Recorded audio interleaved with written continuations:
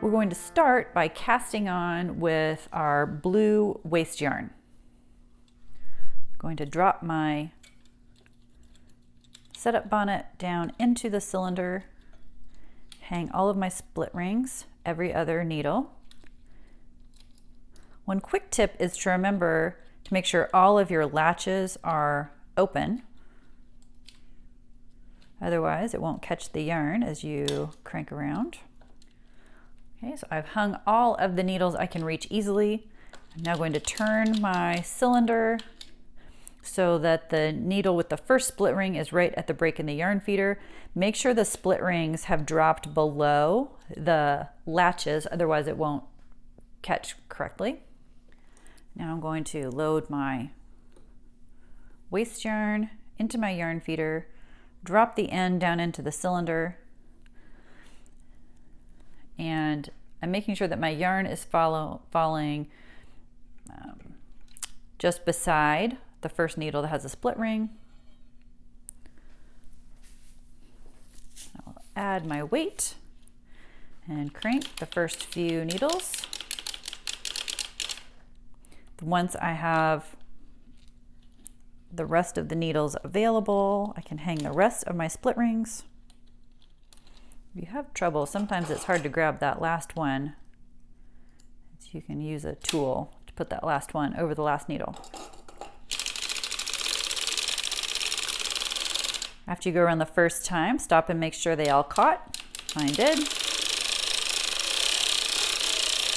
If it didn't catch, usually a latch was closed, so you can just open the latch and it'll catch it the next time around.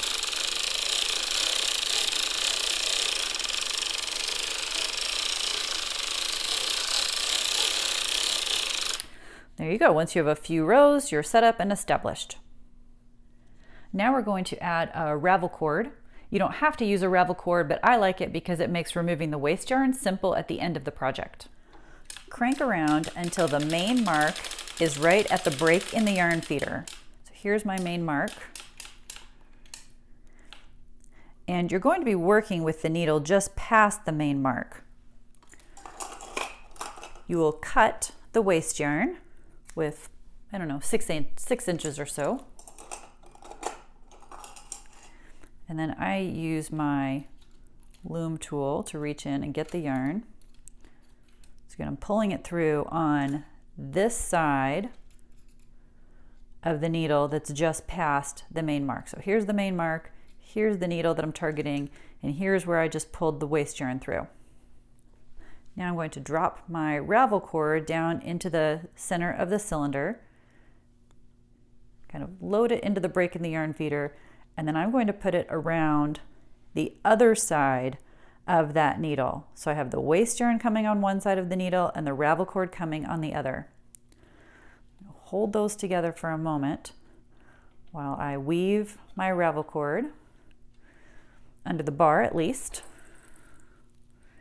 And then I like to put a weighted clip to hold those two ends together. Okay. Then we're going to crank one time around.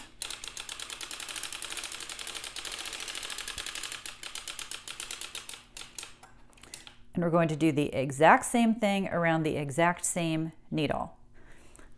So this time we're going to pull the ravel cord through and into the center of the cylinder. We're done with our waste yarn for the moment. We're going to get our project yarn, thread it through the yarn feeder. And I usually start by dropping it into the center of the cylinder. And again, I'm going to now undo that clip I just did and clip all 4 of those ends together. I've got the end, both ends of the ravel cord, I've got the end of the waste yarn, and I've got the new tail for the project yarn. I'll clip all of that into one. Okay, and then drop it in. Again, I put the yarn through the break in the yarn feeder, and then make sure it's falling on the other side of the needle from the ravel cord. So the ravel cord's coming down one side, the project yarn down the other side, and then this time be sure to weave it through the little spring. Now I'm going to Make sure my row counter is on, reset it to 0, and crank 30 rows.